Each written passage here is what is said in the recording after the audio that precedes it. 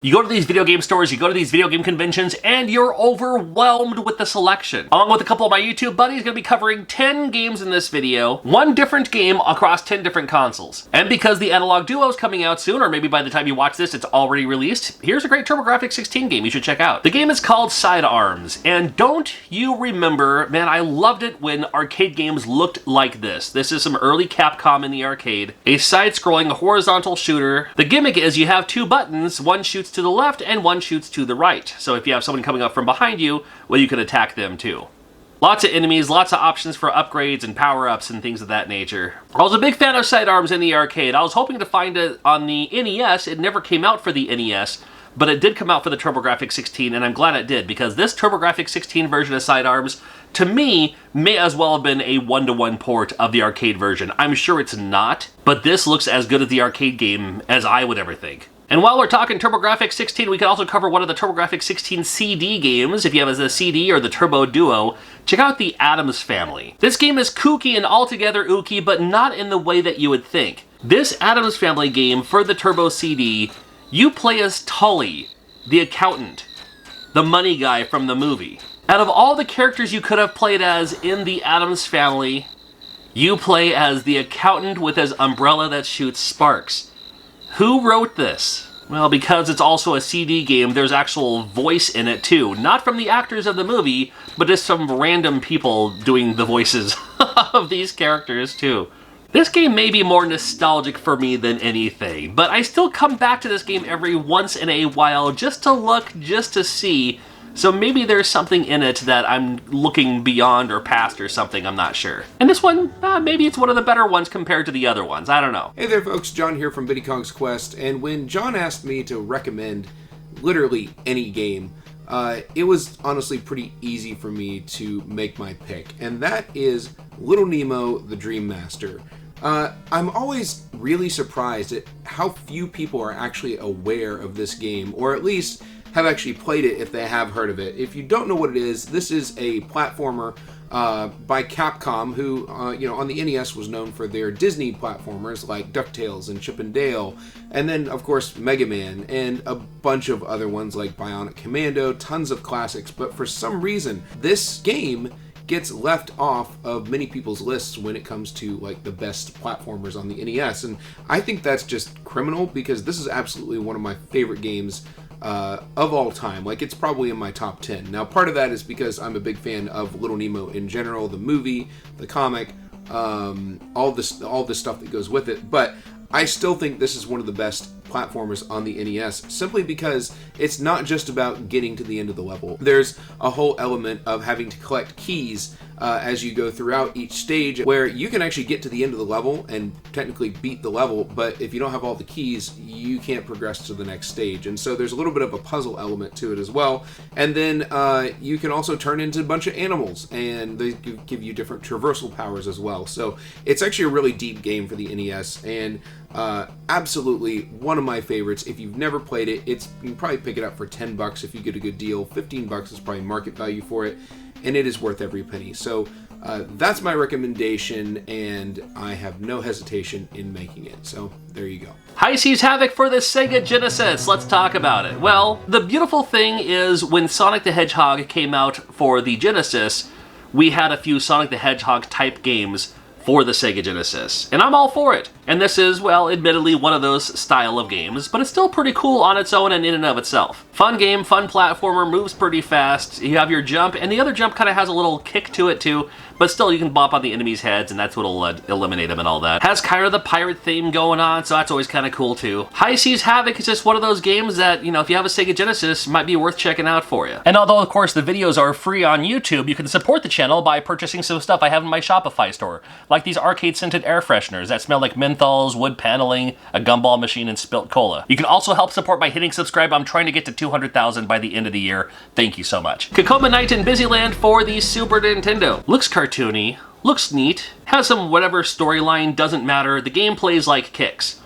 When you draw the area, it fills it in, and then when you get so much percentage of the playing field, that's when you can move on to the next stage. But unlike kicks, it doesn't just fill in on the opposite end of where like the major enemies are, if that makes sense, because sometimes you could like block in an enemy and it would just like clear everything all at once. This one doesn't quite work that way. It works that way to eliminate some enemies and stuff like that, sure, but it still does its own thing. It has a little anime vibe to it too. Gotta love that. This is for the Super Nintendo Yakima Night. Well, the Atari 2600 Plus came out. A lot of people are looking out for those classic Atari games that are actually worth playing. And Frostbite comes very high on my list of games that are totally worth checking out. Simple enough, you have to build the igloo by jumping on these ice things. And there are 4 levels, 4 layers, I suppose, of these blocks of ice, little icebergs. And when you pop on them, then it creates another brick in your igloo. When you have it all filled in, you jump in there, move on to the next stage. With your button, if you're standing on one of the things, you have an enemy coming or an obstacle on the way, you can hit the button and it'll reverse direction. That may just save you. Later levels start to speed up pretty quickly. There might be the introduction of a polar bear. Frostbite for the Atari 2600, it's a favorite of mine. What's up everyone, Game Dad here. Now, a game that I personally love on the N64 is Diddy Kong Racing. This game, in my opinion, is far superior to Mario Kart 64 in basically every way. Instead of just karts, you actually get hovercraft, you get airplanes, you get karts to race in, of course, but you also get an actual story that you can play along with, and you get a bunch of different worlds and stuff, and it makes it more cohesive in your gameplay, and honestly, it's just a ton of fun. There's multiple characters that you can play the game with, and you can just have a blast going through a bunch of different worlds. So that would be my pick. If you were to choose any one game to play on the N64, it would be Diddy Kong Racing. Taking it all the way back to the classic Game Boy here, this is the DMG, and Cosmo Tank is a game you've got to check out. Love me some Cosmo Tank. Well, it's from Atlas, so you know it's going to be pretty decent in the first place. Top-down overview, that's how it starts. And you're moving around, ton of enemies on screen. You gotta, just shoot them best you can. 8 directions to shoot these things. You can go inside these little, like pit stop type areas to get intel on what's coming up or what's to come or things like that. Go inside these little tunnels and stuff like that, and that's when it turns into a first-person style game, where you're going down the hallways, and if an enemy comes up, well then you're shooting the enemy here. You can rotate left and right, and your turret can kind of go up and down too. Even has boss battles to an extent. Cosmic Tank, for the classic Game Boy, has so much going on for itself. Imagine if this game came out for the NES, a lot of people would be talking about it. Unfortunately, it kind of slips through the cracks on, some of the games that came out during the Game Boy's time. That's why we're talking about it now. Now, when we're talking Game Boy Color, you know what? I want to mention Dragon Warrior 1 and 2. That's right, an RPG on this one. Dragon Warrior 1 and 2, both on the same cartridge. I want to talk about it because, not just because, Dragon Warrior, it's a classic game, Nintendo, a lot of people knew this game as the game that Nintendo Power gave away for free with subscriptions to get the American audience used to turn-based style RPGs. But this one has a little opening cinematic. Other than that, the graphics look a little better, the colors a little bit more vibrant. But to me, the selling point for Dragon Warrior 1 and 2 is it doesn't have the tedious grinding that Dragon Warrior 1 had. I remember playing Dragon Warrior 1, like way back in the day when it first came out, and so much time. You want to go to the next place, but you can't because you're not strong enough. So you just have to sit there and spend hours just walking around killing enemies and going to the inn and getting your stuff back up and stuff like that. This one doesn't have that. Kind of like how more modern day RPGs, you can do that if you want, but you don't have to. You can basically just kind of go from place to place to place to place. And if you play your cards right and you defeat the enemies along the way too, you should be okay. That's what I loved about this. So especially if you're really into the Dragon Quest series now and you want to see where it came from, Dragon Warrior 1 is a pretty rough start on the NES. You might just start with this one. And while we're talking Game Boy, let's also talk about Turbo Turtle Adventure. I have to make sure I get that right. Turbo Turtle Adventure. Well, it's an overhead maze puzzle game where you play as a turtle shell.